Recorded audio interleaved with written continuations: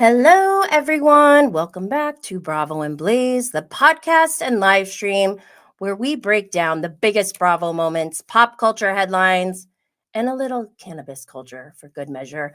I'm your host, Jenny Blaze, and we've got a lot to get into this week. So grab whatever you're sipping on. Got myself a poppy. Spark up, whatever you need to do, and let's get started. Just as a reminder, everything discussed here is based on publicly available information and personal opinion. This isn't news, it's commentary. Keep it respectful and keep it cute.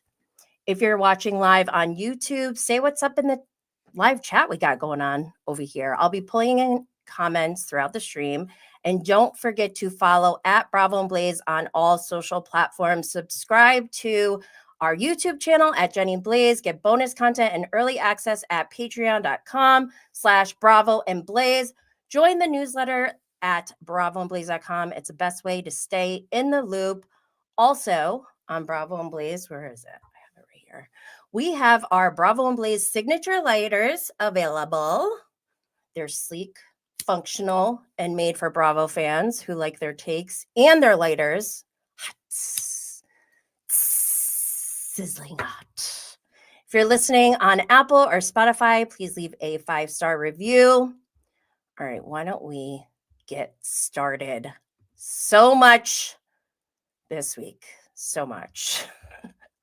Where do we begin? We're going to begin with pop culture news. Oh, here's a picture of our liners. Okay. I've been waiting for Cinco de Mayo for months because of this guy, the one and only Diddy, P. Diddy, Puff Daddy, Love, whatever you want to call him. His trial started on the 5th of May, which was Monday. And currently, they're only going through the jury selection. But it is a bummer that this trial will not be aired because I'm very curious. But we do get these beautiful courtroom sketches. So it's like we're there already. And I really can't help but to think like what this whole experience is like for everyone who's there in the courtroom. Like, what juror could possibly have no clue who this guy is? And if I were on the jury, I would want to be on the jury if I got selected because I would want to find him guilty. But, with a fair trial, of course, not just blindly. But I don't know. I guess there are people who don't know anything about Diddy. And I just find that to be so bizarre. But apparently, a lot of people have gotten out of jury duty for this case. So I'm going to go through some of the ones that I saw. This is from Vulture. How to get out of Diddy jury duty. Some of the things then excused jurors have said. Okay, I can't read that small. Someone said, I really do not do well with guilt. And I feel this. I feel like I should have used this when I was on a jury. I had to do jury duty back in like 2004. I was in college, and it was when we had to go deliberate, all the power went out, and it was the same day that like the entire East Coast, like from New York, I don't know if it went all the way down to Florida, but it was during the summer, and the entire East Coast went out of electricity. And I was like, are they lying to us? Like, is this part of it? I'm like, no way. Because we weren't allowed to have any outside contact. So I'm like, you're telling me that the entire East Coast has no power. I just really couldn't believe it. But yeah, that was my experience. I should have used this one because I still think about that whole case. And I'm like, I don't know if I did the right thing or not. But whatever, let's move on. Someone else said, I'm not like 100% English. And I love this one. I can see my mother saying this. My mother's first language is Korean, so English is her second language. So I could see her saying something like this, and it just reminded me of this one time my mom like doesn't have any clue what I studied in college, like what my career was, nothing. But one day she was like, what's wrong? What's going on? I was like, I just really have this really tough client who's just, it doesn't matter what I say, they just hate on me. And she was dead serious. She goes, Jennifer, just tell them you don't speak English. I'm like, Mom, that is not going to work. I love your recommendation, though. In other situations, that could work. Another juror said, I could faint or black out. When I was in junior high, the teacher brought up blowjobs and I fainted. This sounds made up, but then someone DM'd me when I posted this, and they were like, I fainted when they talked about yeast infections in school. So I guess this is a legit excuse. Oh boy. I don't know. What are you all thinking about Diddy and this trial? Excuse me.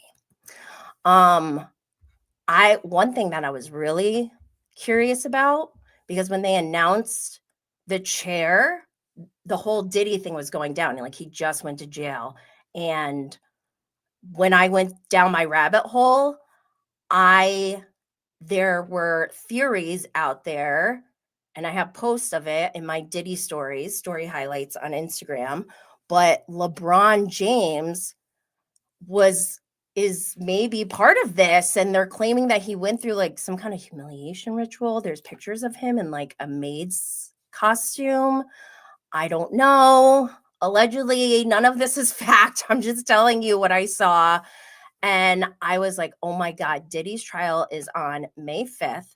And so is the Met Gala, which LeBron James is one of the chair for. And he could potentially be wrapped up in this Diddy thing. I'm like, back in September, October, whenever this was going down, I'm like, oh my God, this is going to be wild. And then guess who wasn't at the Met Gala? LeBron James. Let's talk about the Met Gala. Apparently, I don't know anything. Like, I don't follow LeBron James. I don't know. I don't even know if they're in season or off season. Is it basketball season? No, they're over, right? Yeah, I guess he's injured. So he didn't go to the Met Gala. And I just find that to be a little bit sus. But I could be just being like coming up with conspiracy theories. Anyways, okay. So I asked you all, who's watching the Met Gala? Only 34% of you. I thought in the past that I was always missing out because I would just kind of ignore it. But for some reason, I had to watch it this year because of Diddy and LeBron and like everything that's going on. I'm like, we got to watch. Also, oh my God, this could make me cry. Blakely Thornton on Instagram. If you follow him, you should. He's amazing. He does his point of view and the way he speaks is just chef's kiss. And he wound up going to the Met and covered the red carpet. And I only knew him from Instagram. So that was like, I was like, oh my God, that is amazing. He got dressed by Marc Jacobs and everything. Like, and then Mindy Kaling, I watched like a ton of his videos while he was there because I was so happy for him.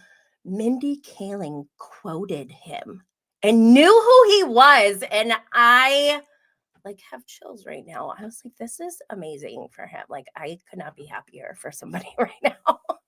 But one thing that they mentioned that I thought was interesting, and it made some headlines, the Met Gala for a table for 10 people costs $350,000. And for a single individual ticket, if you don't have a table of 10 friends, Ramona would need to buy 5 tables if she brought all her friends. But for a individual ticket, it costs $75,000, and those are invite only. This year, they raised the most they've ever raised at a whopping $31 million. That's interesting. I like looking at the numbers to see like what's going on behind the scenes and all that, you know. And then also, I don't think the people who are walking the red carpet, like Jenny, my girl Jenny from Blackpink, and Lisa from Blackpink, I think Louis Vuitton and Chanel probably pays for their ticket and dresses them and everything, and then Jenny and Lisa probably just like show up. That's what I'm guessing. Because this is a fashion event. This is like the Super Bowl of fashion. So yeah, of course they're going to do something like that, right? Pharrell, so he was like co-chair with Anna Wintour. He was being interviewed and he said, I don't know why this stood out to me, but he's like, yeah, Anna and I were having breakfast at the Ritz, as we always do. Like he said it as if like, obviously they always have breakfast at the Ritz, but I just thought that was very interesting. I think Pharrell in general is an interesting person. I want to see like a documentary on his entire life. Okay, let's move on. Let's look at some of the Fash-HUN. Fash-HUN. Oh, wait, should we get in the fashion first or should I show some of the videos? Let's go through the fashion first. Okay. I don't even know everyone's names. I'm just looking at the looks. I have 3 people up right now who one is wearing almost like a Tyla looking dress from last Met Gala, but it's all white and I guess it was like formed to her body. And you could see like every like curve and crevice on her body in this dress, and it's sick AF. I'm sorry, I don't know the name of the designer or even who's wearing it, but if you're watching on YouTube, you can see it. Doechii, I'm sure a lot of people, you saw Doechii's outfit. She's wearing Louis Vuitton and she looks so cute. Some people had issues with Doechii because they were saying, well, I saw some videos.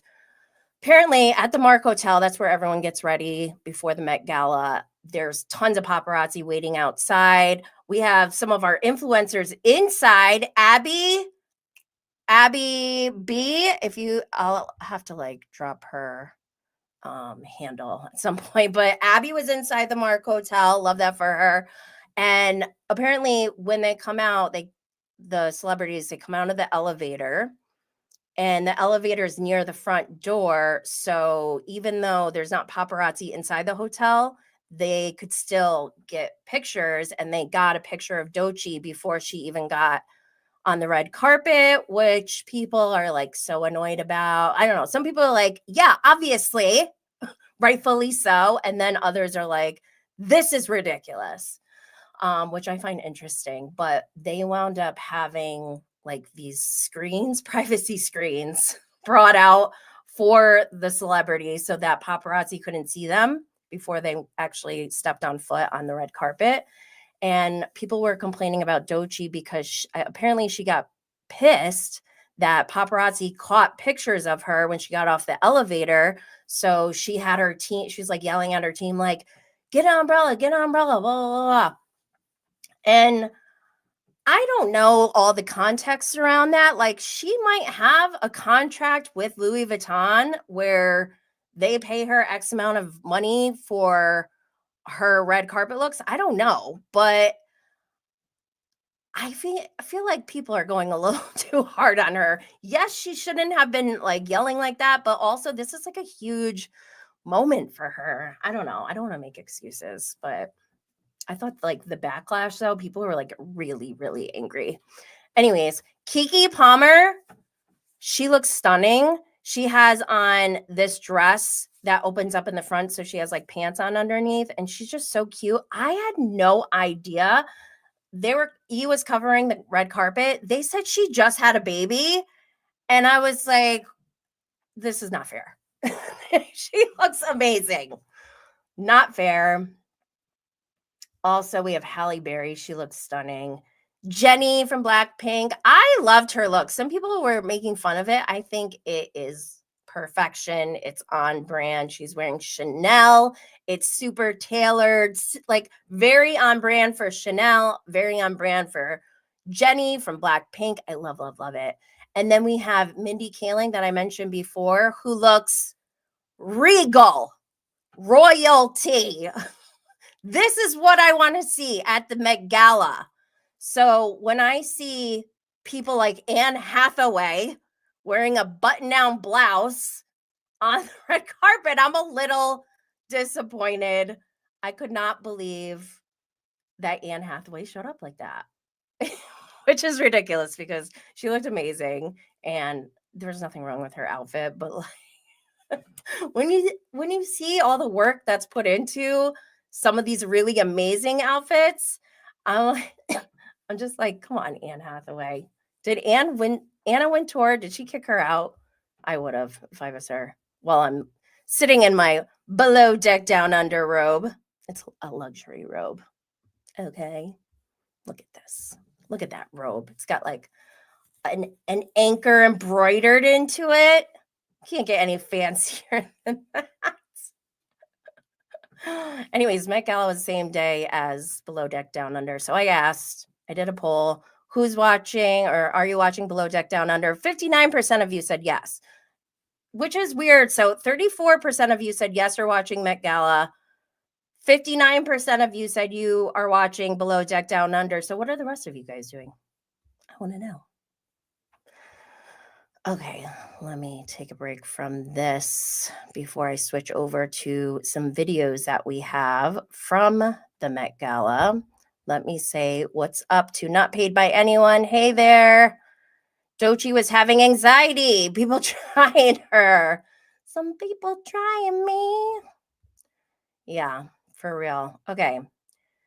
I will show you a clip that I got. So it wasn't just Doechii, Nicki Minaj and Cardi B, I believe, all like use that screen. I don't know who's in here. But... Now go switch to the back and hold the back. I will hold the umbrella to the front.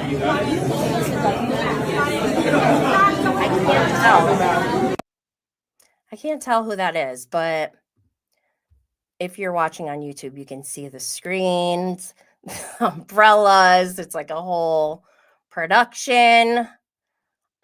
Meg Thee Stallion. So you're not allowed to have any phones inside, but people do anyways. And Meg Thee Stallion got some content for us. Thai food at the Met. Cornbread with caviar. Wait, let me have it. Yeah, sure. Okay, let's see what we got. Cheers. Cheers. Cornbread and caviar. I like it. I thought it was good. Cornbread good. She didn't believe me. Yeah, I like it. A white truffle lobster roll. Mm. What we think? Cheers. Cheers. I love it.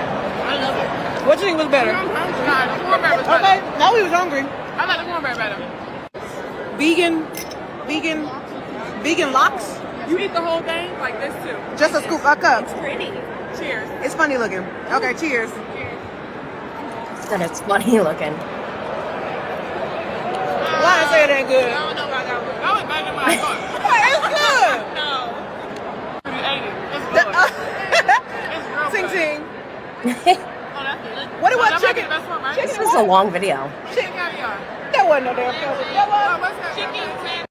Wow, she really got a lot of content. That was kind of long.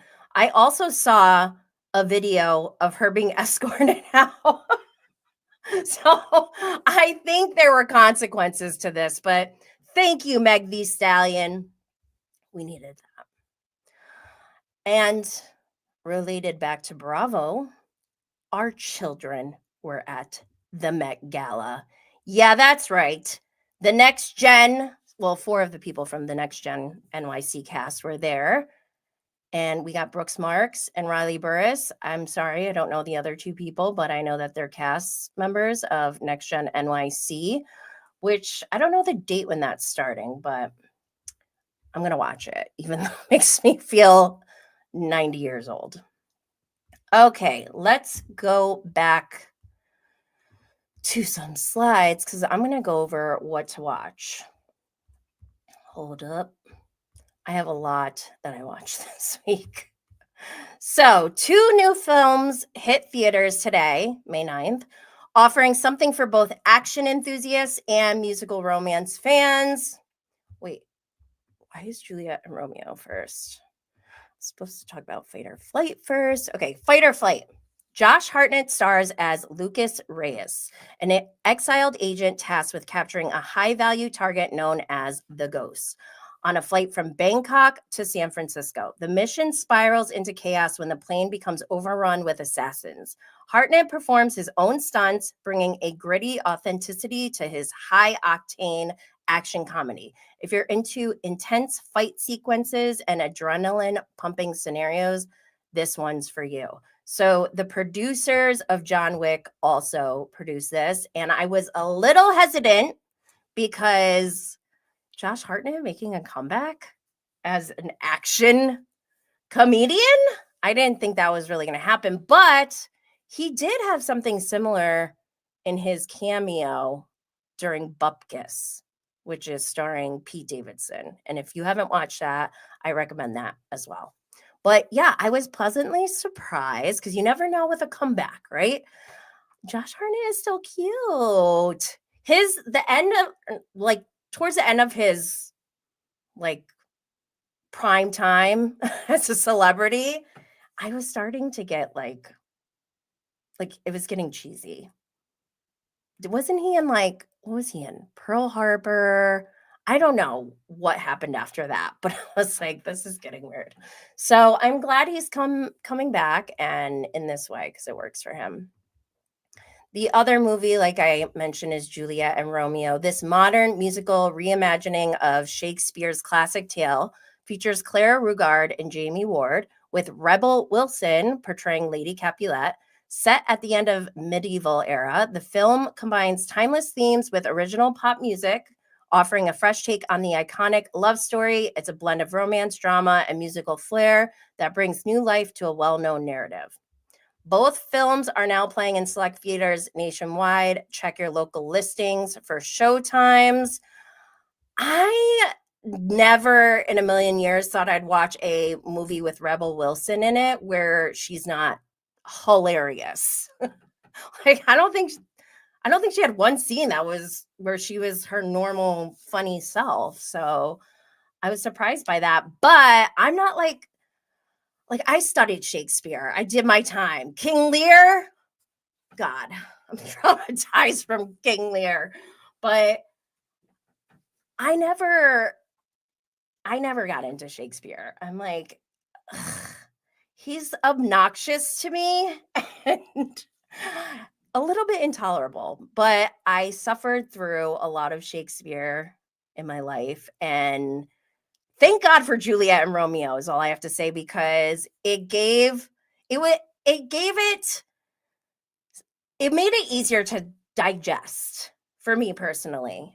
And I like pop culture, I like pop music, I like musicals, so it was easy, much easier to watch than even the Leo one.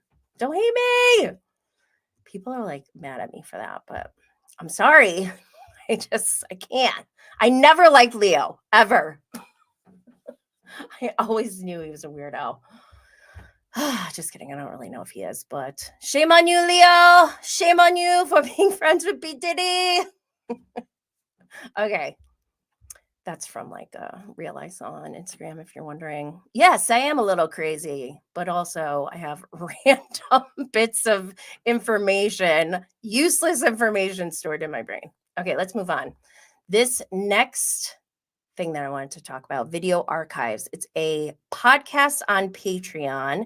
And if you needed more proof that I'm a witch, here we go. Video Archives is Quentin Tarantino's new podcast with Roger Avery on Patreon. I was given access to promote it the day it dropped, which was Tuesday, May 6th. That was the same day Michelle and Zach had their first ever appearance on Watch What Happens Live, and they both talked about how they've run into Quentin Tarantino at Chateau multiple times and have even had meals with him. Is that a coincidence or witchiness? Or is Quentin now a Bravo celebrity by association? Either way, Video Archives is on Patreon and worth checking out if you're into cult classics, film deep dives, and real movie nerdery. It's definitely nerdy. You know what? Actually, Video Archives is kind of like Bravo and Blaze in a way. So did Quinn copy me? Just kidding. No, his is like definitely more formal. Not so chaotic.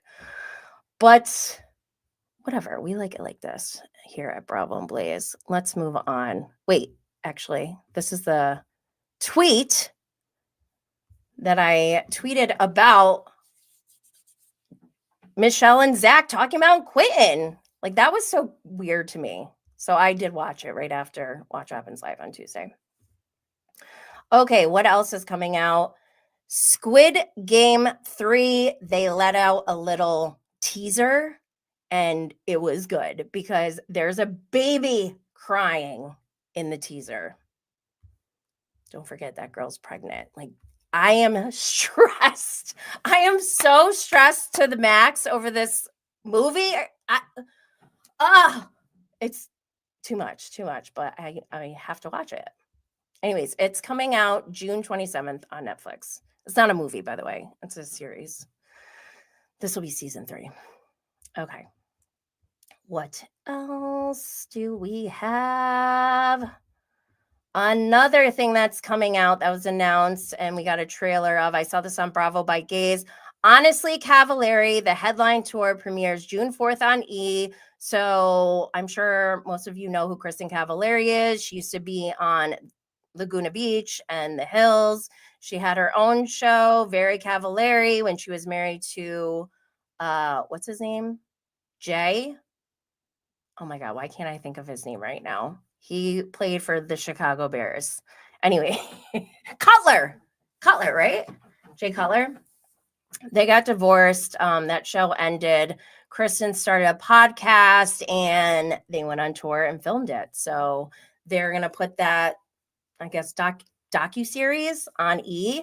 And there's some guest appearances at some of these shows. And one of the guest appearances is from none other than Craig Conover and Austin Kroll from Southern Charm. So this should be interesting because we know they have a history, and I don't know the exact timing of filming. I wonder, I'm pretty sure Craig was still dating Paige. So I don't know. This could be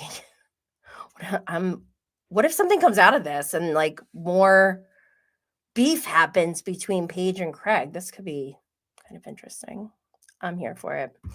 All right. We have so many new shows, by the way. Bravo also announced King's Court, which is a new show on Bravo. And I guess it's similar to Queen's Court, which I still don't know what that show is, but it's had like 2 seasons, I think. And essentially it's a dating show. For this show, we have 3 bachelors. We have Tyson Beckford, who's an actor and who also was seen with Schwartz, Schlepp, TJ from Southern Charm, and who else was there? I forgot who else was there. But everyone was wondering why they were together, and I guess this is why. But it's essentially a dating show. Like I said, Tyson Beckford, Carlos Boozer, he's a basketball player. I don't know him. Thaddeus Titus O'Neal Bular, he is from the WWE. At first, I had no idea who he was, but then and I still didn't know who he was when they said his name, but then I was talking to someone in DMs and they were like, yeah, he's from the WWE. And now that I know that, thinking back, I'm pretty sure I saw him on Total Divas and probably Total Bellas. So I'm here for it. It premieres on Bravo July 13th at 9 p.m. This is going to be a Sunday evening show. Also, let's move on to Vanderpump Villa season 2. It's now streaming on Hulu, and they released the whole season, but then they held off on the reunion. The reunion was released on Thursday. Let's go through my biggest takeaways. There were a lot of takeaways, but I didn't really get into the show. I only watched it for Stassi and Mom Talk, but like it wasn't what I wanted. But whatever. Anyways, when I started watching the reunion, there were probably like 4 people that I feel like I've never seen before in my life. So that's how much I paid attention to this show. But at one point, Hannah, the Timu Stassi, she mentioned Scary Island, and they're yelling back and forth, Scary Island, you're Scary Island. And I was just like, Why? Why are you talking about Scary Island from Real Housewives of New York? I don't like it. It feels like Inception. There's like, it's not like direct fourth wall breaking, but it's enough for me to get a huge ick. Like, I don't want people on these shows who watch them like I do.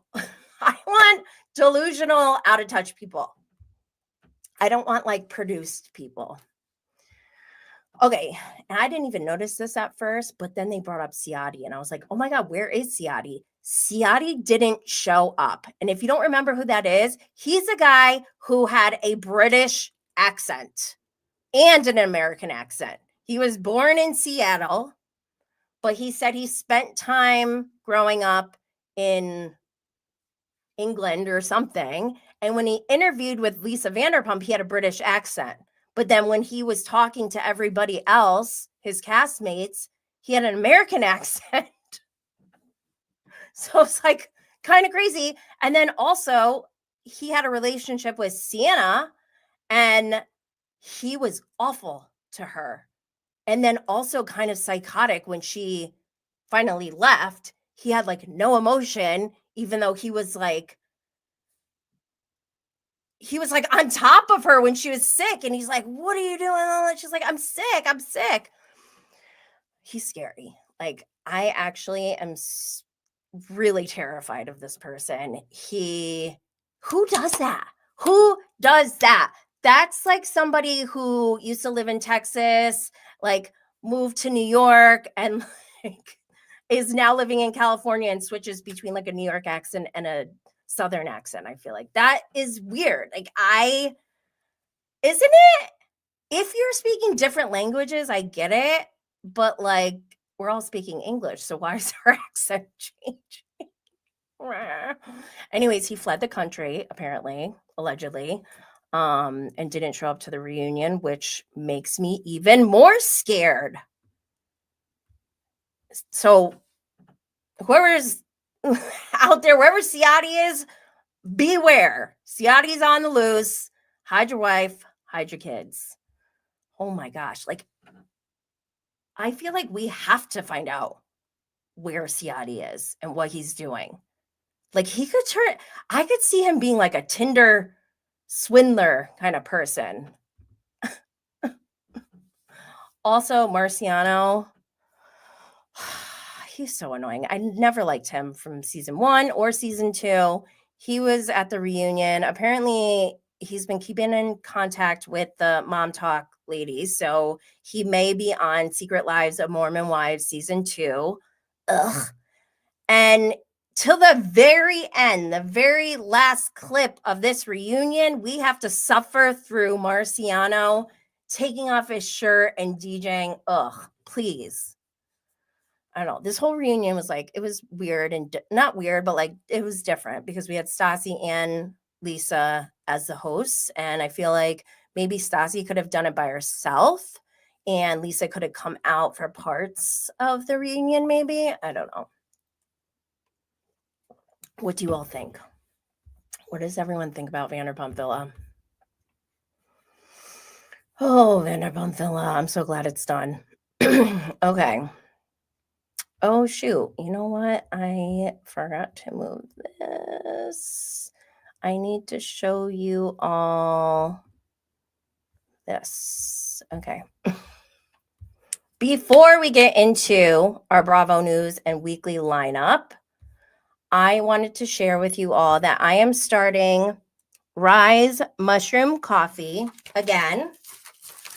I used to use this, I don't know when I went through a whole package of this before, maybe like, it was like over 2 years ago, but it has, so it's called Rise Mushroom Coffee, and I don't even drink coffee, but apparently it was made for people who drink coffee and who want to like swap it out for something. They want to substitute. And this mushroom coffee has some caffeine in it, but the majority of the ingredients are all medicinal mushrooms. So there's cordyceps, which give you energy. There's reishi, which help with your mood. Lion's mane helps with your focus. Lion's mane is really good for your brain. I used to grow medicinal mushrooms, by the way, back in the day. Okay, not like that long ago, but anyways, shiitake is good for immune support. Turkey tail is good for healthy digestion, and king trumpet is good for longevity. I don't drink coffee. I have a big smoothie every morning, like a fruit smoothie with cashews, oatmeal, and coconut water. And then I also have a matcha tea with oat milk. And so what I'm thinking of doing, because I used to do this when I first started trying Rise, is I might start cutting out the matcha or slowly getting off the matcha and adding some of this Rise to my smoothie. I've never tasted it like just with water or milk. So if you guys want to join in on this with me, you can. I have a discount for 15% off. Let's see. You go to risesuperfoods.com. So Rise is RYZE, superfoods.com. Use my code JennyBlaze15 for 15% off. These medicinal benefits take time to fully take effect. So I'm going to be giving updates on this for like the next few live streams, but I'm excited for that. I love adaptogens. Who says that? I do. Okay. Anyways, let's see if I turn into a mushroom powered superhuman. I just messed up all of my notes. I can't see anything. Okay, let's go back here. Let's go back to our regular programming. Let's talk about the Bravo news of the week. And what's up, Just Kelly? Catching the live. Hello. Okay, so first thing in Bravo news. Bravo loves us. Bravo really loves us, guys. They tweeted on the 7th. That was Wednesday. They said, should we be chaotic and announce 4 new shows today? They did. And I'm so excited. Okay, breaking Bravo news. Today we announced 4 shows coming to Bravo. The Real Housewives of Rhode Island, Ladies of London, The Valley Persian Style, Wife Swap, The Real Housewives edition. I am pumped. Let's go through each one.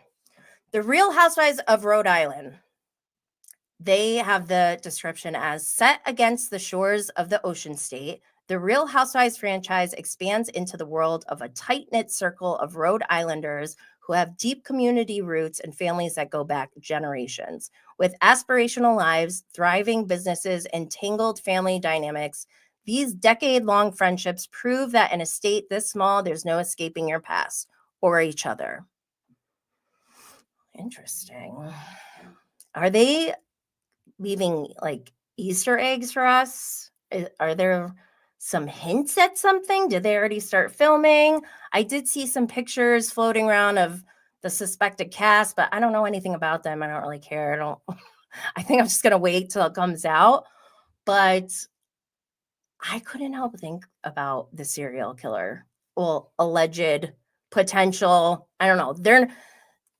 Law enforcement is not claiming that it's an actual serial killer, but there have been a lot of suspicious deaths along the East Coast, from Rhode Island, Massachusetts, and into Connecticut. And I have been so scared. So when I saw this, that's the first thing I thought of. And I just pray to God that there is no like true crime crossover with this franchise. Our last new franchise in the US was Salt Lake City, and there's a lot of true crime going on there, and I don't like it. So let's not, please. I don't want to see Real Housewives on Dateline or the ID channel. Let's keep it clean, please. Oh my gosh. Not Brendan on Twitter is so funny. They tweeted, Housewives of Rhode Island should hold clams, and I still can't stop laughing at this. Can you imagine if they were holding, like, what else would they hold? Like, I don't even know. Oh my gosh. So funny. What else do we have? Okay. Ladies of London. If you are a true Bravo holic, you've already seen Ladies of London starring Caroline Stanbury, who then went on to Real Housewives of Dubai, which has been paused or canceled, whatever you want to call it. Apparently, this Ladies of London is a full new cast, I think. That's what I'm hearing. Maybe they'll have some cameos from the prior Ladies of London. Who knows? But let's see what they say. Ladies of London is back with a new wave of British blue bloods, ambitious American expats, and glamorous international socialites. As tradition clashes with the fast-paced globalized world, these power players redefine what it means to be a woman of status in one of the most iconic cities in the world. Here, connections are currency, and the crown isn't the only thing up for grabs. Ooh, what's that mean? Who did I like the most? I loved Caroline Stanbury, obviously, but I can't really remember any of the other ladies. I'm gonna have to go back and binge before this one comes out. And again, I don't know if they already started filming, if they're done filming, if they're going to film. I don't know. Okay, then we have the Valley, Persian style. And then in parentheses, it has WT. People are speculating that means working title. My brain goes to white trash. But that doesn't make sense. So working title probably is more accurate. All right, so it says Reza, Gigi, and MJ share an unbreakable bond, one built on years of friendship, fiery clashes, and the kind of history that never fades. They also share a deep connection to their Persian culture, something that runs just as strong in the group of friends they now call family. As they take on the next stage of life in the Valley, their world is bigger, their circle is bolder, and their challenges are more real than ever. As we'll see, their next chapter in life isn't quieter, it's just more complicated. So I've been asking for this for years. And if you are not caught up, I highly recommend you go watch Shaw's of Sunset because you'll learn so much about Reza, Gigi, and MJ. Something I heard, I don't know if this is true, take this with a grain of salt, take everything I say with a grain of salt. But I heard that Gigi like beat up Paulina, or they got into a fight, some kind of altercation outside of like Target or a mall or something. And I have no idea why. And I just think that's so wild considering that Gigi is a mother now. And like, why would she risk that to beat up Paulina? Like, poor Paulina. I think of Kimmy from Beauty and Black on Netflix. Like, this girl cannot catch a break. She was abused by Mike and now getting beat up by Gigi. I hope that's not true. I worry about Paulina. Girl, Paulina, you need to hire security or something. You need a better vetting process for the men you date and the people you surround yourself with. Okay, I'm excited for this though, because I love Shaw's of Sunset and I love Rest of Gigi and MJ. I can still love a Bravo Leb, even though they've done wrong. And when I say I love them, I mean like I love watching them on TV. Not like, oh, I love every single thing they do. Like, let's not get it twisted, okay? Let's move on to Wife Swap, the Real Housewives edition. I think people were saying they thought this would be like two housewives swapping. So like Lisa Barlow swapping with like Emily Simpson or something. Ugh. But apparently it's just a Housewives edition. So like Lisa Barlow would go to a normie's home. Actually, I want to see that. So this says, when a Real Housewife takes off her stilettos and steps into a Real Housewife's shoes, all bets are off as two of entertainment's most iconic franchises are mashed up, leading to laugh out loud moments, personal epiphanies, and an opportunity to see if the grass is truly greener. I actually think this could be good. It depends on who they pick, though. Who would be good for this? I feel like Oh my gosh, there'd be so many good ones. I want to see like Lisa Hochstein and Alexia swap with a normie. Mary Cosby, said Max. What's up, Max? Like any of the OGs from Roni, Luann, Sonia. I don't know. Sonia's very performative though. Like I feel like she'd just be like, "Wah." But I want to see someone who's like actually like upset about having to be there and being like, are you kidding me? This is how you raise your kids? Like that would be so funny. Or like Jennifer Aiden maybe, or Teresa. Even Melissa Gorga. I would watch that. Yes, let's do that. All right, so that's we got our hands full. We don't know when those shows are coming out yet, but we will keep everyone updated. So before we get into our weekly lineup, we have some off-season news of some of our Bravo shows.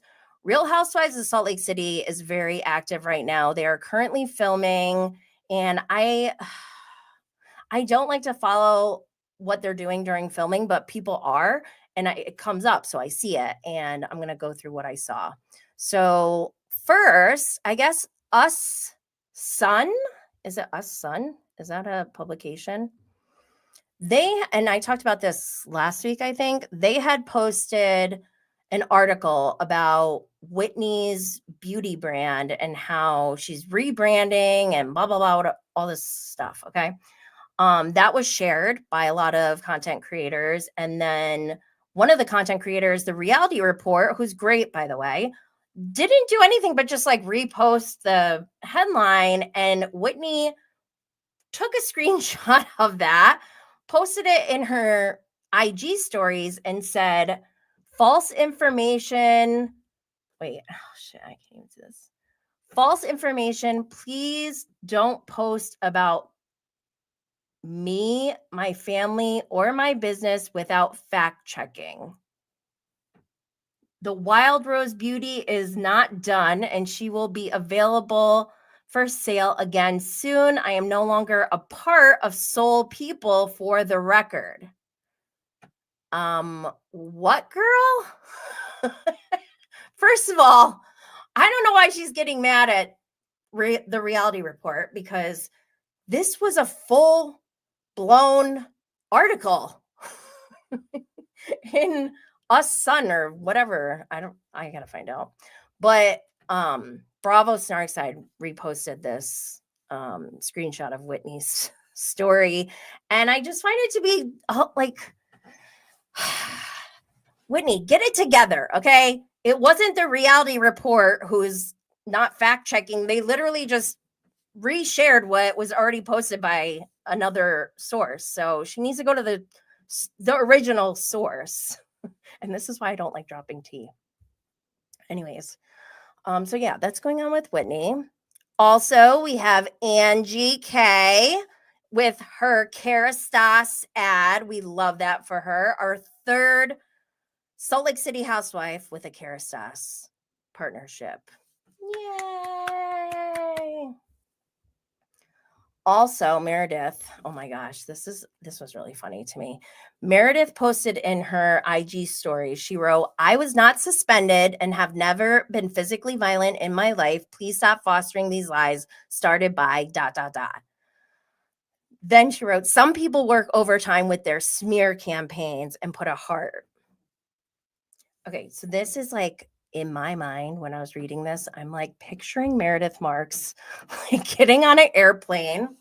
She's got like a bag and a coat in one arm, and like she's writing this with her other hand, trying to find her seat. She writes the first part out as she's like walking down the aisle, stops because she knows she can't name anyone when she says, please stop fostering these lies started by ... So she like she stops writing, she gets in her seat. She's with, what's their names? Chloe and Brooks. And they're like, she's telling them, oh my God, people are saying I got suspended. She's like, should I post about this? And they're like, yes, do it, queen. And she's like laughing. She writes out, some people work overtime with their smear campaigns. And then if you look at this, not everyone would notice this, I don't think, but this is off center. And I can just see her like with one hand, like not really even paying attention and just like sending it, posting it. And she's like, like, what? I love this. Just Kelly said, I love a righteous Meredith Marks post. So do I. Yes, Meredith. Oh my gosh. Max said, I can't wait to see her on Brooke's show on Next Gen NYC. I know. I hope I see them in 2 weeks. Everyone pray for me. And if you are like, why is she even writing this? So on Patreon, I was updating this real time. Like, it's not fact what I was updating. I was literally just updating what was coming in, what people were saying. I'm like, huh, why? Like Meredith got suspended, and then people are saying this and that. So there were a lot of updates on that one post, but you can go check out Patreon if you want to see how that all developed.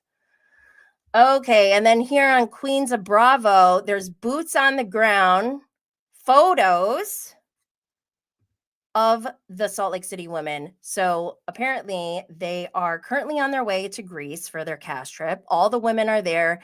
Angie is wearing Greek pants, whatever that means. And Heather and Whitney had a mini feud. Ooh, mini feud. Heather, bad weather?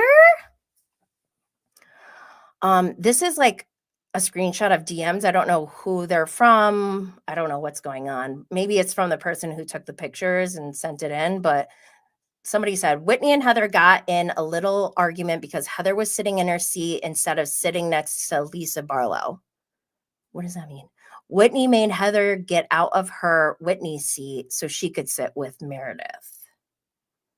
I don't even understand that. It makes no sense. Mary is so funny. We know this. I'll get a better pic of Lisa. She's my favorite. The whole cast plus Brittany is here. Brittany travel outfit is wild. 5-inch heels. Oh my God. I think I heard a producer say only 22 more hours to go. Cast trip, international. Why does Brittany have a Build-A-Bear? Oh my God. I don't know either. Oh boy. I am so happy they're going to Greece. Heather, okay, thank you, Emily. Heather took Whitney's seat from what I read. Yeah, I'm confused. This makes no sense.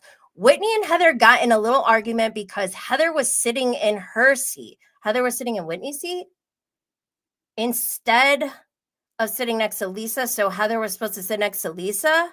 Whitney made Heather get out of her seat so she could sit with Meredith. Oh, okay. I don't understand why that's a fight, but anyways,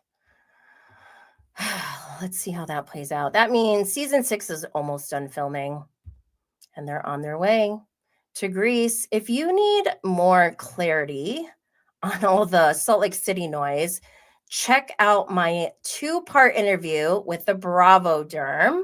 We go through public timelines, online behavior, and context you won't catch just from the show. It's available now on YouTube and anywhere you listen to podcasts. What could Bronwyn Newport and Blake Lively possibly have in common? Go check it out and find out. Okay, we have some Beverly Hills news. So this is from Reality Blurb, and the headline, this is a little scandalous. Real Housewives of Beverly Hills star PK's rumored flame Shayna Wall reportedly attended his wedding to Dorit in 2015 as Dorit speaks of being disrespected and issues a warning in a cryptic post. Get her on the show. Shayna Wall. Whoa, that is some shady stuff.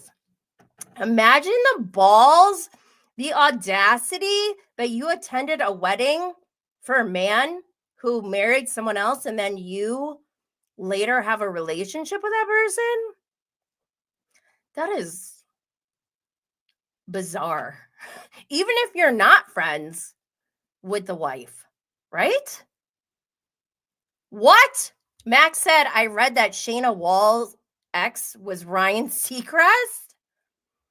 Oh my God. Okay, we need more information on that. Stay tuned. Okay. Other Bravo news. Southern Charm started filming season 11. I saw this on Queens of Bravo. There's some pictures of the cast.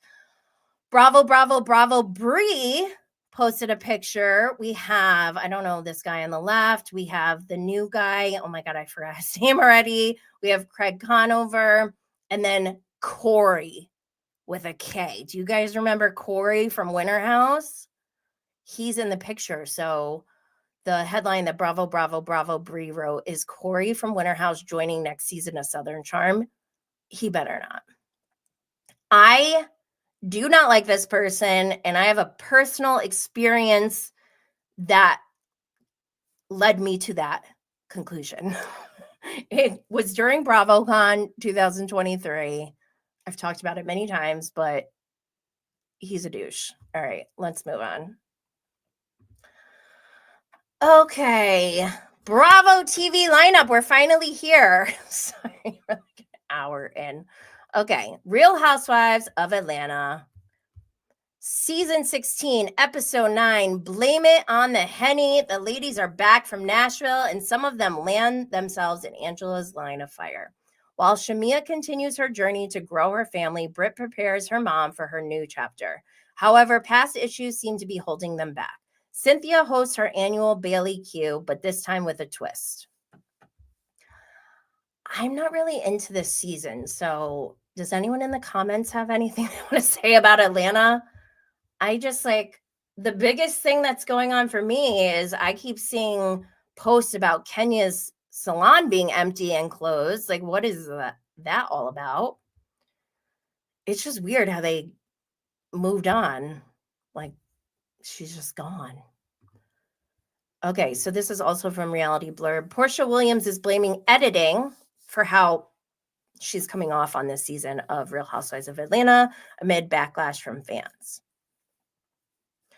I still can't get over that Portia thought the Underground Railroad was a real train, so I don't know how I feel.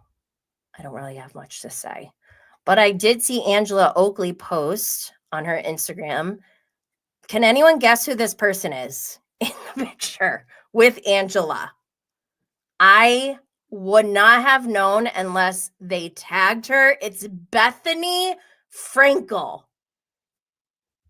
Does this look like Bethany Frankel to you? This looks like an impersonator to me. Like, is that really Bethany?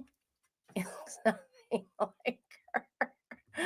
Just Kelly said, hello, why isn't it working? Just Kelly said, Atlanta is fizzling out for me. Max said, the Dennis Portia scene is cringy. Max said, that is not Bethany. That's Bethany. Isn't that weird? Looks nothing like her. Oh my gosh. Yeah, I don't really have much to talk about, so I'm going to move on. So Bravo's Love Hotel Season 1, Episode 2, Three's a Crowd.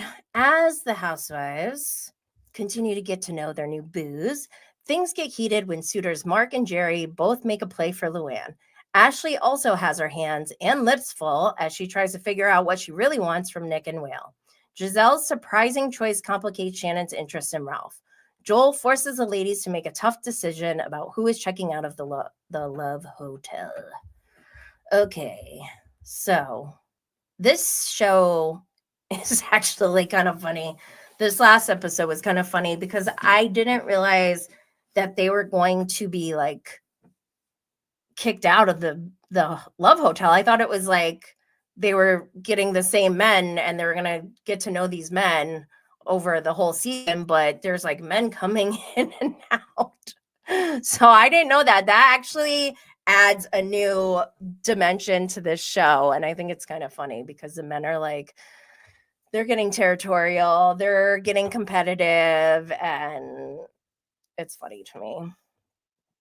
And also, I'm loving that we get to see our housewives and how they date, because I think that says so much about them. Like when you compare Luann and Shannon, they're so different. And I don't know, I think this is like an interesting experiment almost. Like even if Luann and Shannon don't find love at the end, like just them being together and going through this process together, I think could help them both in some way if they choose to. But I don't know. I just find that fascinating. Shannon, she's like the biggest train wreck on out of the women, and I love it. So they had matching outfits this week. I love matching outfits. Luann is so funny. She is such a man eater. Like she really does not care. She's like, yeah, I date multiple men. Like, oh, 2 men are fighting over me. Oh, I've never experienced this before. Like she's just such a man eater. I love it. She's trying to figure out who she's going to choose. She's like, well, I like so-and-so, and this person's really nice, but I'm going to go with Ralph because he's tall. She really doesn't give a shit. Her biggest concern is the height. And she goes, well, I want to be comfortable wearing heels. I just love that. That's her biggest priority. Like Luann does not need love. Shannon is a lover girl. Like you could tell she's more, her heart's more in it, but like not in a safe way. I just love the contrast between them two. And on Watch What Happens Live, oh my God, Luann, her man-eating self, she's talking to Andy about, I think when someone asked a question on how young she would go, she said, well, my son is 28, so I try not to get into that age range or whatever. And I think Andy was like, well, Joe Bradley's 28. And Luann goes, oh, well, he told me he was 27 and a half. Joe Bradley. No, he did not say he's 27 and a half to Luann de Lesseps. And I wonder if it was before they hooked up or after. Oh my God, Luann. Joe Bradley. Feeling Joe Bradley. Ding, ding, ding, ding, ding, ding. All right, let's move on. Below Deck Down Under, Season 3, Episode 14, The Circle of Strife. After the chaos of the past few weeks, Jesse and Kristen... Oh, I'm reading... Wait, no. Sorry, I skipped to the valley. Below Deck Down Under, Season 3, Episode 14, The Circus. The episode description is tensions arise behind the curtain of circus night. In the galley, a disagreement over breakfast spirals into a heated argument, forcing Captain Jason to get involved. I don't even remember really what happened in this episode. Serena was crying. Her and Laura are just going at it, and I'm sick of it. I don't even... Does anyone in the comments have anything to talk about with Below Deck Down Under? Or should we move on? Because we still have the Valley and Summer House, and there's a lot we need to talk about. So let's move on. Okay, the Valley. The Circle of Strife. This is Season 2, Episode 4. After the chaos of the past few weeks, Jesse and Kristen arrange a getaway to Santa Barbara, hoping everyone can find peace and heal. Zach and Janet sit down for a heart-to-heart conversation. Jack, still struggling with his emotions, makes his presence felt in Santa Barbara. When they receive unexpected news, Kristen and Luke's plans to start a family are thrown into disarray. Jesse spirals as Michelle continues to ignore him. Boy. Okay, before I get into this week's episode, the Valley reunion filmed last week while we were live streaming here, and we got the seating chart. To Andy's left, we have Jax, Jesse, Janet, Jason, Jasmine, and Zach. To Andy's right, we have Brittany, Kristen, Luke, Nia, Danny, and Michelle. Most of the comments that I saw when this came out were, oh my God, Michelle's on the end. And we're going to talk about Michelle and Jesse, but I did think that was strange, but I hope Michelle doesn't take offense to that. Okay, I do have some videos to share. So this is from CC Loves You, and Andy posted a clip while they were taking a break. Sitting between Jax and Brittany, and it's going about as well as can be expected. But I'm an optimist. I feel like I'm going to leave here, and everybody's going to have a smile on their face. I pray. I pray. Will you lead us in a prayer later? Yeah, sure. Yes, okay. Your hair looks great. Thank you. Very pretty. Your hair looks good too, Jax. I'm not happy with it, but it's okay. Oh, okay. Of course, that's something Jax would say. I'm not happy with it, but he's such a brat. Such a brat. Then we had Jesse Lally post a little video after the reunion. And this is him with Jax and Danny walking out. Dream team, you know. How are you Jax, feeling? great. I feel great. I'm gonna sit in the background with production and just kind of micromanage the set. So I feel excited. And my camera's so dirty, I didn't even clean the fucking thing. Ugh. Jesse. First of all, what the hell is Jesse wearing? He's got a blue fur coat. What the hell is that? Where did he get that?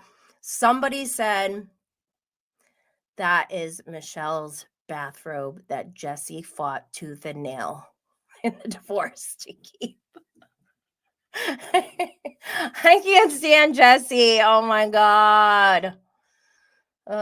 Just Kelly said giving Jack's first chair is a choice. Yeah, it is a choice. Okay, so another thing that was posted, Zach tweeted, he quote tweeted the seating chart. He said the last seat, but also the last word. Let's go, Zach Wickham. I really love Zach. Like I've consistently liked Zach from last season. And I asked you all, what are your predictions for the reunion? And I wanted to read some of them. Let's see.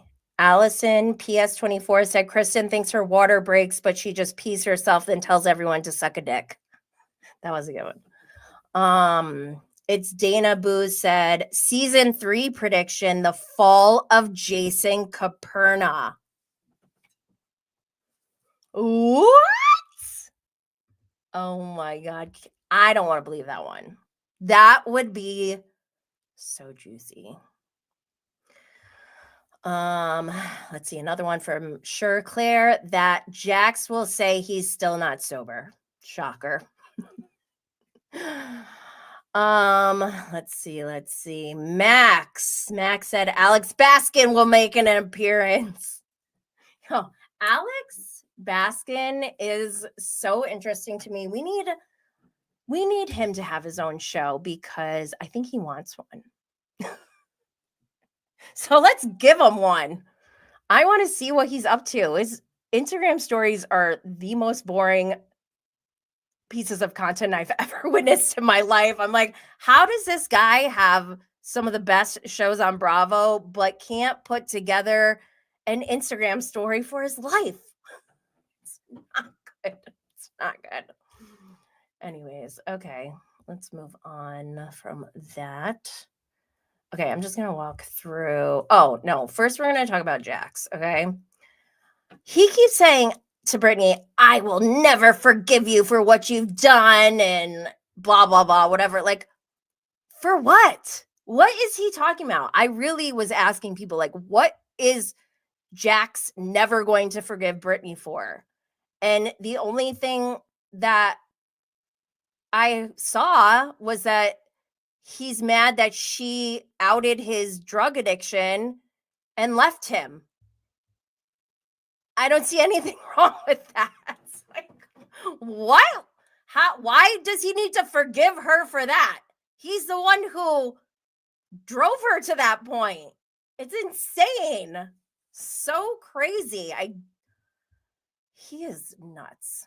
Anyways, when he comes on camera, I can legitimately say I truly just like completely check out. I don't listen to one word he says because I'm just over it. Like, this is not it, Jax. This is not the comeback that you want to have.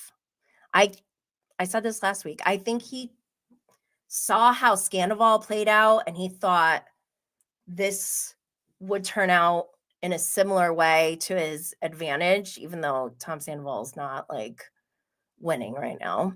But I don't know. It's just, what is he doing? It's insane. Oh yeah, so I did a poll. Does anyone else check out when Jax is on this or has screen time? 78% said yes on Instagram. 81% said yes on Twitter. So I think we're all there. And what is happening from the audience perspective, I think, is exactly what he does not want. Because if he wasn't rage texting and sending in this weird video of him pretend crying or whatever he was doing, like, I would have forgot about Jax.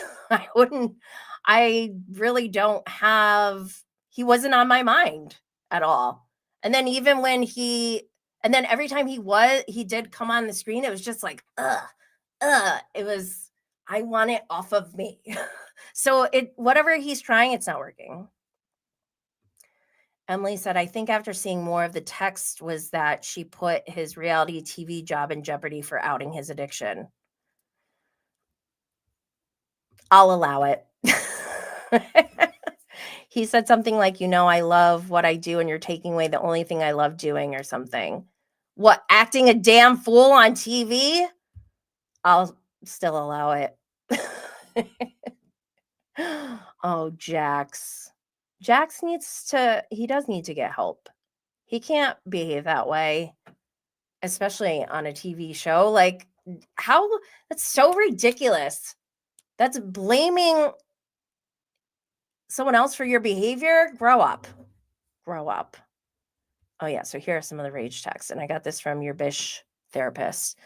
Can you please call me? This is important. I am in a mental health clinic. You're not answering my calls. I am doing this for my son. My God, your family is the most fucked up I have ever seen, and they would never do what you did. I will never, ever forgive you. You destroy the only thing that I love doing. Going out partying while your husband's in mental health house is come across real nice. Go screen grab all this now and send to your friends. You're good at that. Not making you feel safe or wanted or asking how you are. You took my son from me. Disgusting. You took my job away from me. Yikes. Oh my God. Emily said, literally, he is the worst. I just don't understand how he's blaming this on Brittany.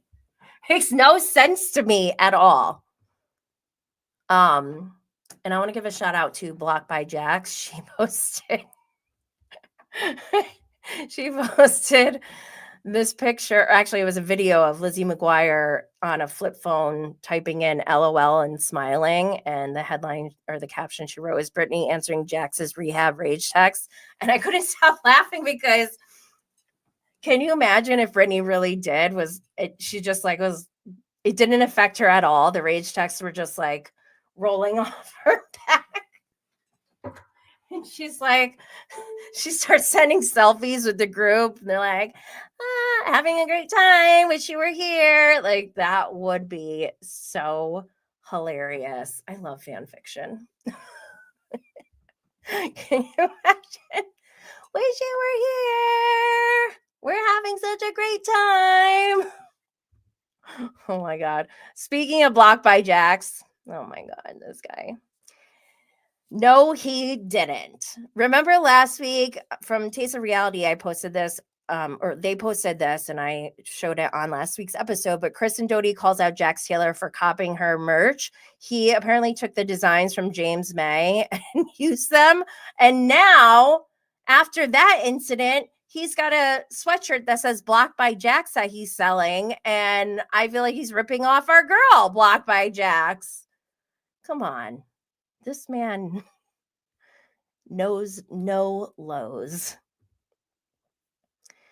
Anyways, let's continue moving on. So Brittany, they have this like healing circle thing, which, by the way, Luke is doing so much. Luke may be the number one guy in this group. Even though this was Jesse's trip, Jesse and Kristen, Luke really stepped up with all the activities and, this circle, healing circle, which for me, I am like Brittany. Like, I will giggle and laugh. I can't really be serious in those kind of situations. So I was laughing. She's like, can we just smoke a joint? Like, why don't we just do that? Which I love. But I do want to talk about Brittany and Zach real quick. In this episode, we see Zach really upset. He's like sobbing, crying in his room in Santa Barbara. Brittany comes in. She's like, what happened? Why are you crying? I thought it went well. He's like, yeah, but Janet told me that you told her the things I said. And Brittany owned up to it. She's like, yeah, I did, because it was bad. And so Zach feels like Brittany betrayed Zach. I did a poll. I asked you all, did Brittany betray Zach? 46% said yes. 29% said no. 25% said, I don't know. I don't know either. On Twitter, 85% said yes. And only 11% said no. And only 4% said, I don't know. So the majority is they think that Brittany betrayed Zach. I don't know. This is a tough one because Zach and Brittany are friends from Kentucky. And by the way, Zach not having an accent and Brittany having an accent is kind of weird if they're from the same place, but they should be, their relationship, maybe in Zach's eyes, should be a higher priority than Brittany's relationship with Janet, because Janet is a fan who moved out to LA to be friends with these people, allegedly. So maybe that's why Zach is upset and feels like it's a betrayal. Because if you have two equal friends, and one's talking smack about the other, do you tell them? Do you tell that person? I don't know. I guess it depends on what was said, right? I don't know if Brittany needed to tell Janet that, but whatever. Anyways, Janet, I know everyone hates Janet, but Janet doesn't bother me as much as everyone. And I loved when she said, because she was like saying something to Jesse. He couldn't handle what she said. I wish I remember exactly what she said. So instead of having a comeback, his deflection was, oh, how about your best friend cheated on me? And Janet goes, if I was her, I would cheat on you too. And that's legit what I've been saying. And I do not condone cheating, but in this case with Jesse, I know a lot of people aren't seeing this, but I think Jesse is truly a monster. I see his covert abuse. And I think what we're seeing with Michelle is reactive abuse from years and years of Jesse psychologically, mentally, and emotionally abusing Michelle. Take this with a grain of salt. I'm not a doctor. This is just my commentary. And I don't know. When I watched Jesse, he had a confessional where he was, I don't know if it was a confessional or it was during the circle, but he like really thinks he's a good guy. And that scared me when I saw that. I'm like, I really hope he's not this delusional. He is not a good guy.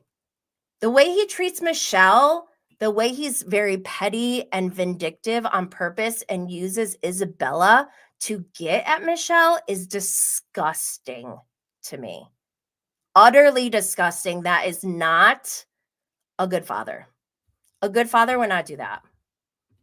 That's my opinion. And I'll keep saying it.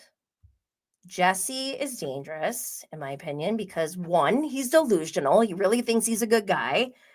And I just said it too. He doesn't realize how hurting Michelle hurts Isabella.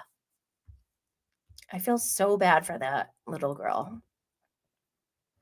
And of course, Jesse blames Michelle for his life being ruined, just like Jack's blaming Brittany. I'm tired.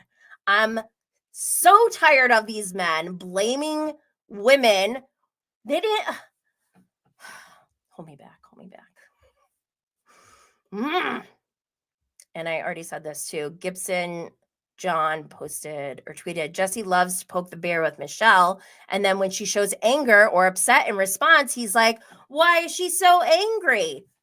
Meanwhile, we find out on the after show that he's purposely doing these things to get a rise out of Michelle. And this is what I'm saying. Michelle's behavior is reactive abuse. Jesse is a covert abuser. And I do think he is worse than Jax. And I'm not saying Jax is an angel and it's not a competition if one is worse than the other. But I think personally, when Michelle says he's worse than Jax, like she means he's more, like Jax is more blatantly abusive. Like we know, we can see his abuse, right? Jesse is more conniving. He will be charming to people and he will deceive people to their face. Surface level interactions, he can get away with. He can come out looking like the good guy because like that whole thing with voting Jesse out of the house last week, like obviously that was nuts, but like what we don't see, the audience doesn't see is just years and years of this petty, passive, aggressive pokes from Jesse towards Michelle that just for anyone, any person, the healthiest, sane person in the world, if that is happening to them for years and years, they may snap too. So, like, I feel like she's probably handling it better than most people would. Just Kelly said, Jesse knows exactly what he's doing and does not care. A truly terrible person. I agree. Max said, Jesse is more calculated, 100%. Jesse is a diva. That's right, Max. He is. I just really don't like Jesse. Also, on the after show, Janet was talking about how Jesse does things to make him look like a good guy, but then really it's like a backhanded compliment in a way, like a backhanded gesture. He's like, here, Michelle, here's a white flag. You need it the most. That is not the way you try to get someone to be on good terms with you after you called them a hooker. That's my opinion, right? Like he tried to get these white flags to look like a good guy, like, oh, we're all coming with peace here. You need this. That is a jab. And I'm glad she didn't take the white flag. Actually, I wish she took it and shoved up his. Just kidding. We're not violent here. I just really don't like Jesse. And when he's, okay, this circle, they're like, Jesse starts putting on this performance of crying, like, I'm just so happy that Isabella is thriving. How do you know she's thriving when you're doing these petty jabs towards her mother? I don't even want to know what he's saying in front of Isabella. And Isabella is seeing him have sleepovers. Like, I don't agree with Michelle moving in with her boyfriend with Isabella when she's still not divorced. But I feel like Jesse is a financial abuser. And Michelle probably did it for Isabella so that they had a place to live in a comfortable place.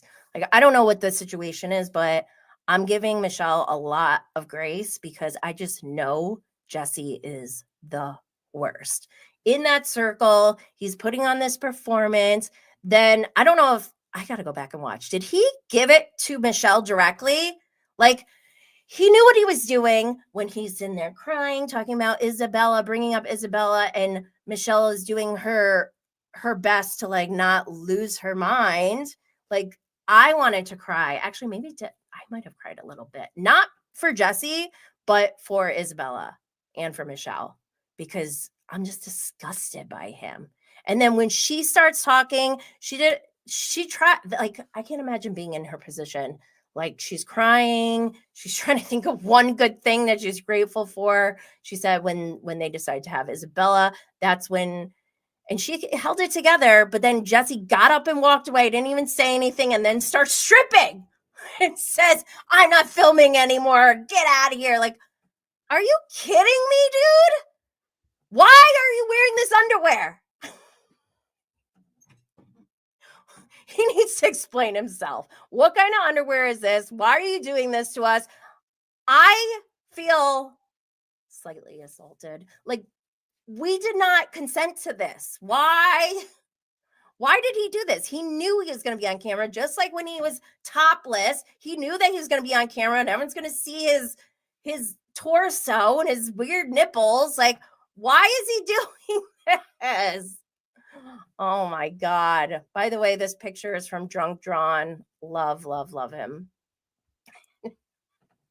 Jesse, what are these underwear? Okay, I'm going to be asking this question every single week for the rest of the season, but Max said we were violated. Seriously, we were violated. Okay, so I'm going to ask this question every single week because I don't like the results. Last week I asked this question. Let me go down. Who do you like better? Jesse, Michelle, neither, or both? And last week, 25% said Jesse, 19% said Michelle, 54% said neither, 2% said both. This week, it's a little more even. Actually, Michelle's winning a little bit. She has 24%. Jesse has 23%. 50% said neither. So I'm trying to get this. I want this poll by the end of the season to look very different. I want to see Michelle's line to go all the way up to the other side. And it's actually scary to me that there are so many people who don't see Jesse for who he is. Like, that just goes to show how manipulative they are. Okay, let's move on to Summer House. Summer House, Season 9, Episode 13, Changing Tides. Some surprising medical news creates questions for Kyle and Amanda. Jesse attempts to repair his relationship with Sierra. Boo, Jesse. Jessies are the new Toms. Okay. Let's see, what do we got? We're just going to go through tweets. So Carl talks about soft bar, which I refer to as flaccid bar because that's what I think of when I hear soft. Like, Carl, don't say that. Carl, what is the business model?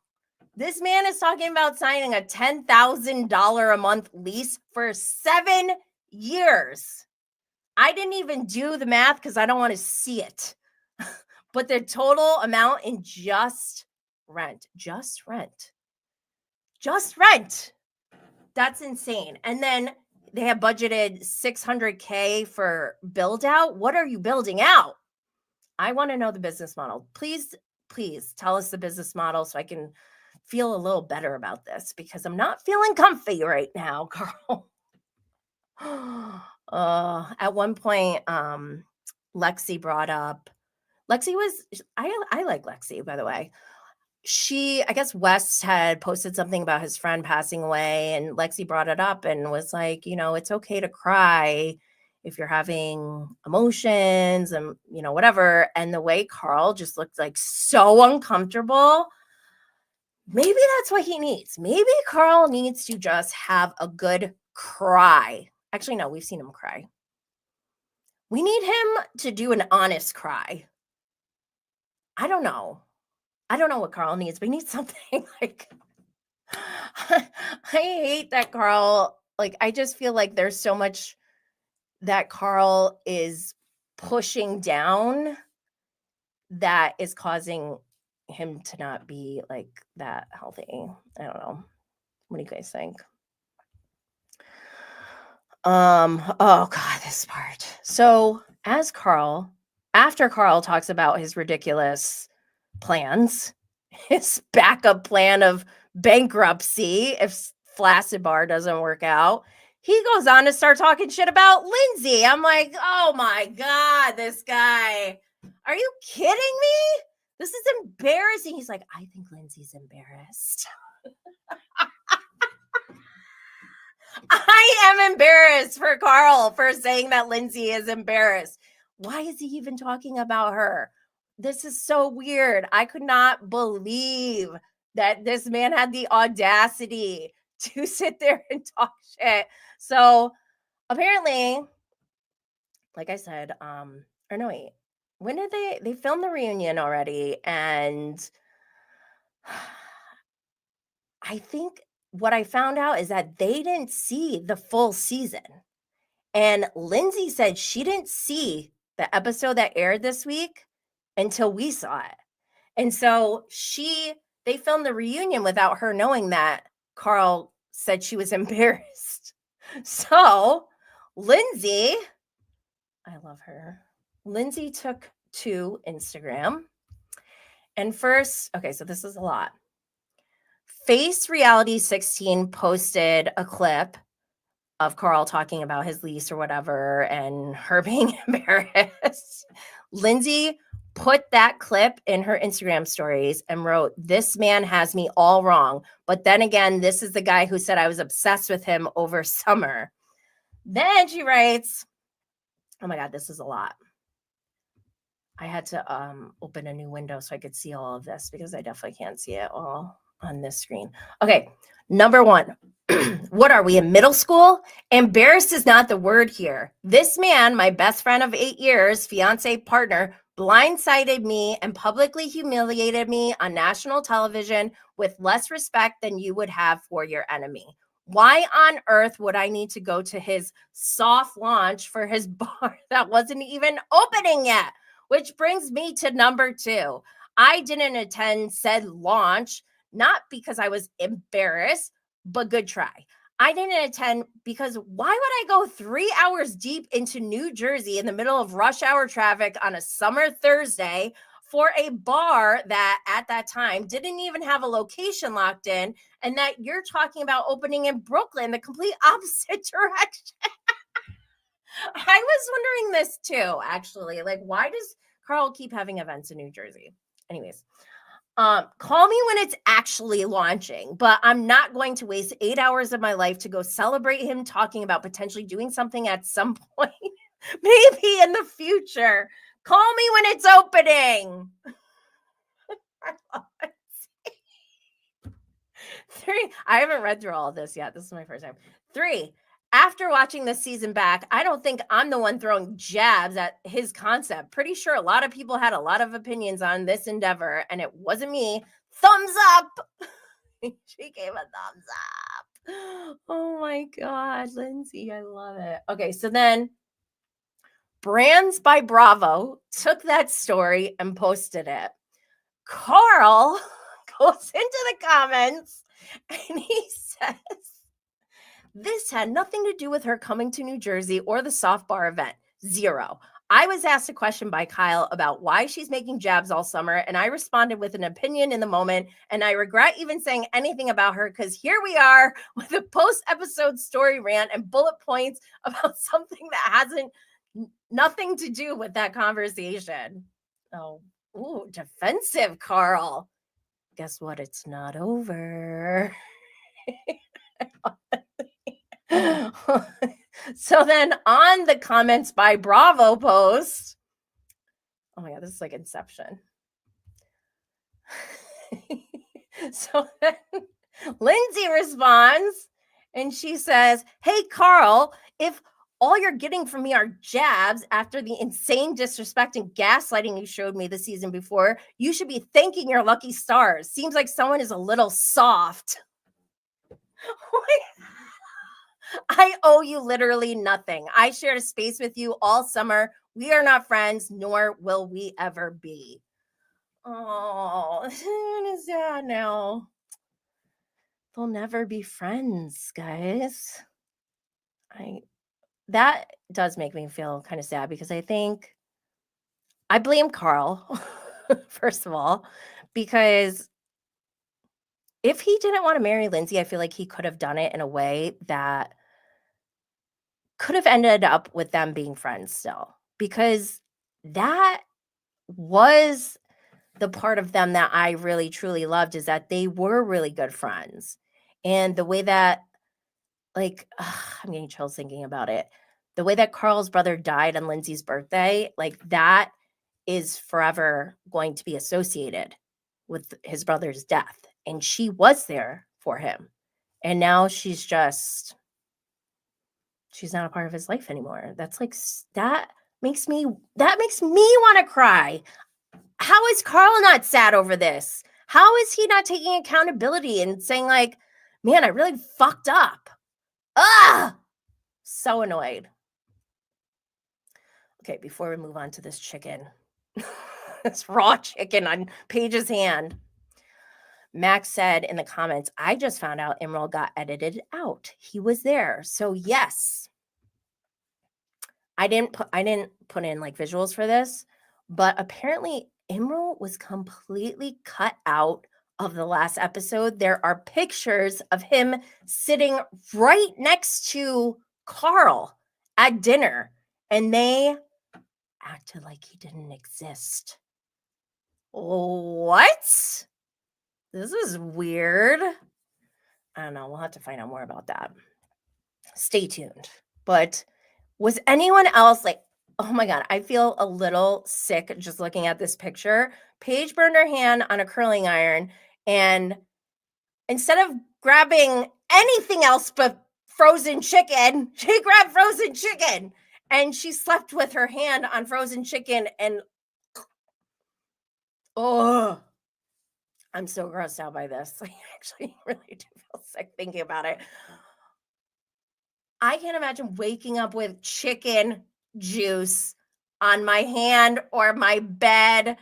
And then on top of it, she had her suitcase on her bed. What is going on here? This is not kosher or halal. I don't like it. Okay, let's move on. Jesse gave us a little story. Apparently his first love that he fell in love with in college hooked up with one of his best friends. And I shouldn't be laughing because that's not funny, but I think Jesse is using that as an excuse for why he's a douchebag and a fuckboy. But wow, that says a lot, I think, about his insecurities. And I think it tells us a lot more about Jesse Solomon, because I think Jesse Solomon is not a good guy. I think he may even be worse than West. And I didn't want to say this last season because I didn't have anything to go off of, but everything I was thinking has come to fruition, and I don't think he's a good guy. Oh, also another thing I didn't get a chance to put any visuals in for. Jesse was on an Amazon Live, which I didn't know he even did Amazon Lives, but he was on an Amazon Live, and he said that there's some big news that came out of the reunion. People are speculating that maybe Lindsay and Paige are going on Real Housewives of New York. We don't know if that's true. We don't know even if Jesse is telling the truth, but that's out there right now. Okay, this one is a big one. I had to open this in another window as well. Okay, so this is from Real Moms of Bravo. Lexi speaks about Jesse on the Vile Files. And they wrote some highlights. I love this. I love when people do this. I don't have to go and do the work. In hindsight, she didn't think he approached her for a showmance, but looks at it differently now. He once vented, Wes got so famous for fucking over Sierra. I said this. I said this before. And again, I'm a witch. Like, I called this. This makes me sick. Anyway, second bullet point.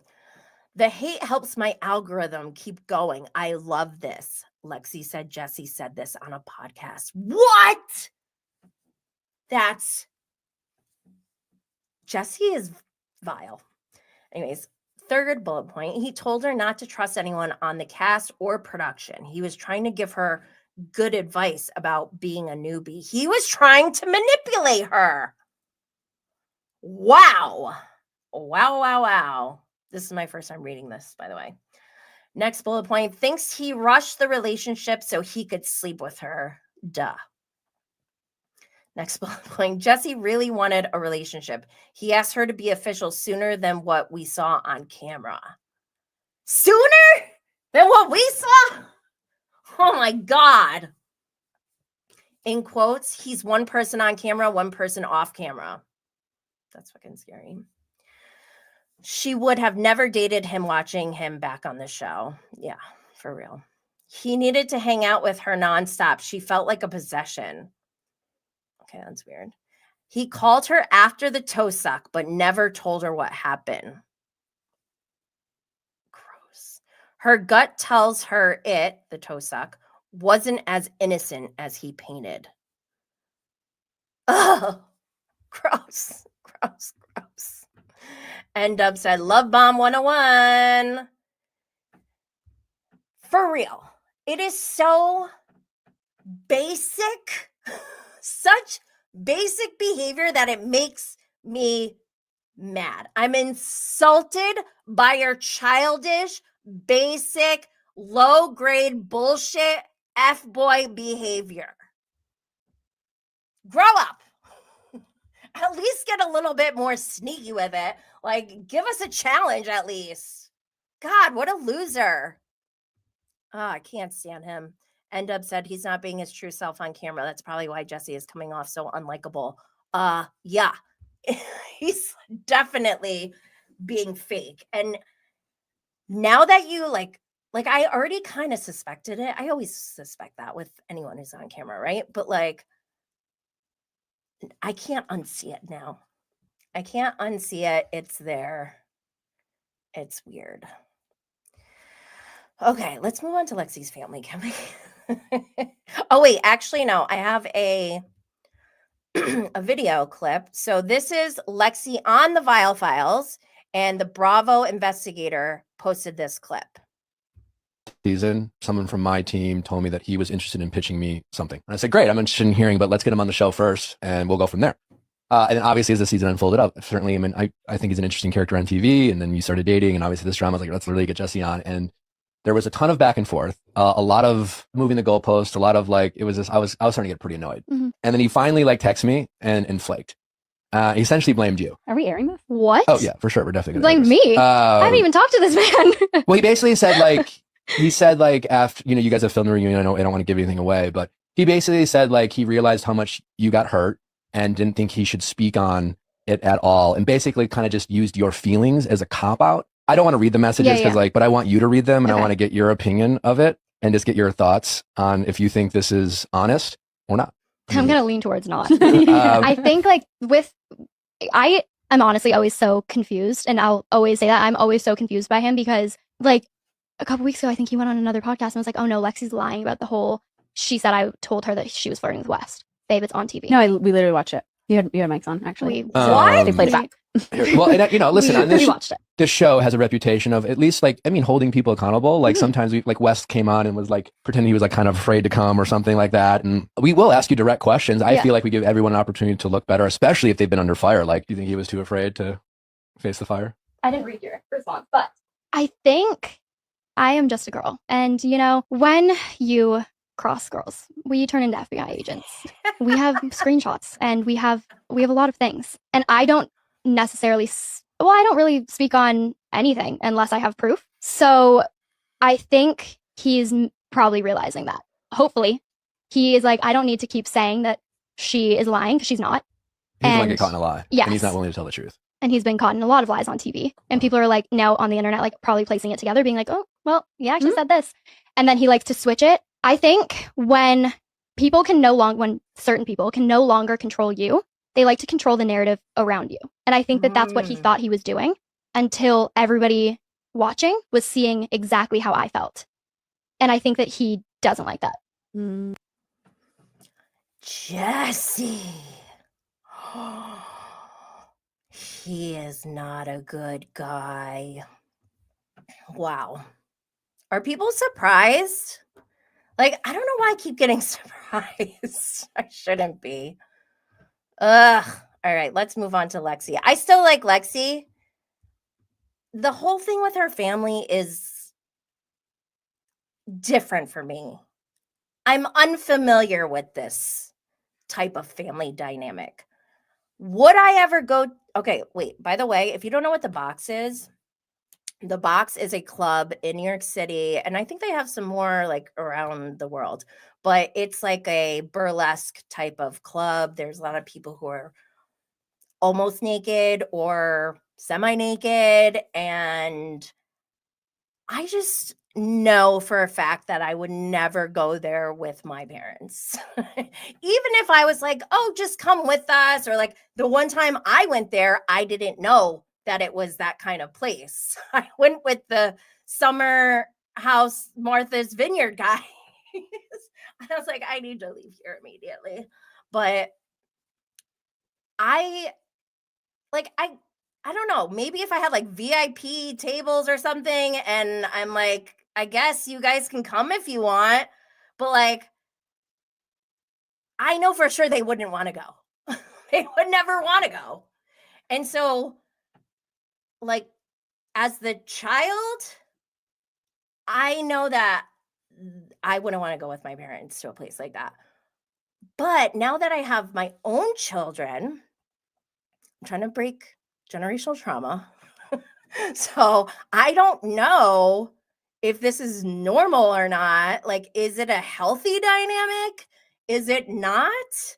Because, like, I feel like if my daughter asked me to go to the box, she's not old enough, but like, let's say when she's old enough, I don't think I would go. And if I say no, am I weird? Or is she weird for asking me? Like, what? It's just kind of odd. So whatever. I did a poll. I asked, is Lexi's family weird? I just want to know what you guys think. I won't know for sure until like I'm old enough to be the mom who has an adult child who can go to a place like this. So I don't know if this is weird or not.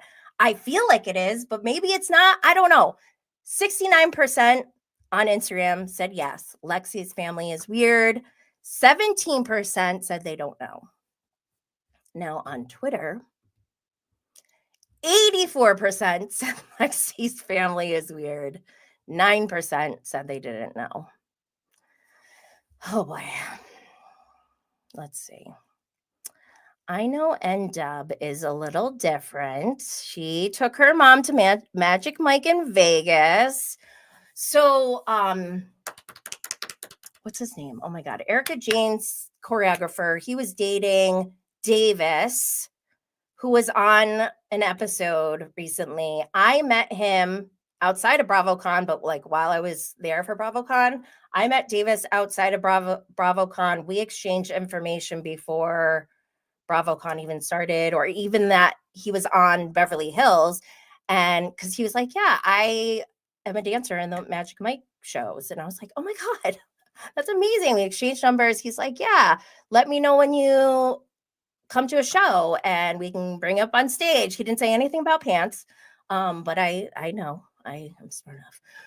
And I'm thinking like, would I bring my mom to that? She probably would be down for it, but like, I don't think I'd want to take her because like, I would want to be like kind of ratchet. Like, I don't want to be ratchet in front of my mom. I don't know. But end up, I know you roll like that. I need to know more about this. She said, I'm 45 and celebrating my birthday with 2 friends and my mom. There's nothing wrong with that. I love that. End up said it's only unhealthy when there are consequences as a result. Other than that, it's just personal preferences. Oh, that is a good way of gauging whether something is healthy or not. Are there negative consequences? Okay. One other thing, I guess, I saw this on Reality Blurb. Sierra, what is going on with Sierra? Because I'm not loving our girl as much as I usually do. And I'm scared that the traders changed her and not for the good. Like at first I was like, yes, we got the traitor Sierra putting her dick on the table to call out West. But then it didn't really calm down at all. And now it's like, I don't know. Now she's got some of this negativity or hostility towards Lexi. And I don't understand why. This makes me look at Sierra differently because she was so upset at Lindsay over Lindsay like making out with Austin or whatever, even though Austin and Lindsay hooked up before Sierra and Austin hooked up. But Sierra was so upset over that, making it seem like Lindsay's not a girl's girl. But Sierra's not being a girl's girl right now. She said, if Lexi's here next year, great. But if she's not, see ya. I'll never have to see her again. I'm used to people coming in and out and not staying. I just don't care, honestly, is what she said. Like, what? Sierra, come on. We like you. Don't be like this, girl. Yeah. So I don't know. I hope this isn't Sierra's future. I want to love her because she's so gorgeous. I mean, I'm still going to always think she's stunning, but I want to like love her personality too. So wait, Max said, remember, she does not like Gabby. What? She doesn't like Gabby. Why? That's weird. End up said, Sierra has the worst attitude ever. I can't with her. RG said, Jessie sucks, but I hate how she's doing all the shows and podcasts, saying the same thing. It's just annoying that she's on the circuit for a 2-month summer romance, and her family is so weird. Oh my God, thank you, RG. I appreciate your input. End up said, nope, remember Gabby was crying in the pantry her first season because of Sierra? Oh, girl, we don't like that. Okay, one last video I want to show you guys because I hate on Kyle Cook. I think he's the worst, but let's... Amanda Batula's husband, he's going to talk about his outfit. And also, my name is Kyle. Oh my God, did you see his face? Hold on, let me rewind it. He looks so shocked. Like, how dare you introduce me as Amanda Batula's husband? He's going to talk about his outfit. And also, my name. His face. Amanda Batula's husband, he's going to talk about his outfit. And also, my name is Kyle. I'm sure Kyle's fine. He gets on my nerves. I don't know. He's not my favorite person. But yeah, I think that's it. This is probably one of the longer Bravo and Blaze live streams we've had since Scandal. But I love you all. Max said Kyle was very, very bothered. I agree. So don't forget to get your Bravo and Blaze lighters at bravoandblaze.com. I want to thank you all for tuning in and tapping into the chaos with me. Replay this episode on YouTube anytime. And let me know in the comments if you have any blazing hot takes. If you had fun, learned something new, or just felt like someone finally gets you, tap subscribe, leave a 5-star review on Apple or Spotify, and share this with your Bravo group chat Want more behind the scenes takes and bonus content? Join me on Patreon at patreon.com/Bravo and Blaze for exclusive episodes, deep dives, and unfiltered commentary. Don't forget to grab your Bravo and Blaze signature lighter at bravoandblaze.com. If you want early access to new merch drops, surprise launches, and updates, sign up for the newsletter, which is also at bravoandblaze.com. And if you're not already following at Bravo and Blaze on Instagram, TikTok, Twitter, X Threads, or Facebook, now's the time. Daily mess, memes, and midweek commentary is guaranteed. Thanks again for watching. And until next time, protect your peace, spark your joy, and stay lit. P.S. I'll keep you posted on the Rise Mushroom Coffee. And don't forget, the code is JennyBlaze15. That'll get you 15% off at risesuperfoods.com. We're testing our way to high-functioning stoner greatness. Have a great weekend, everyone.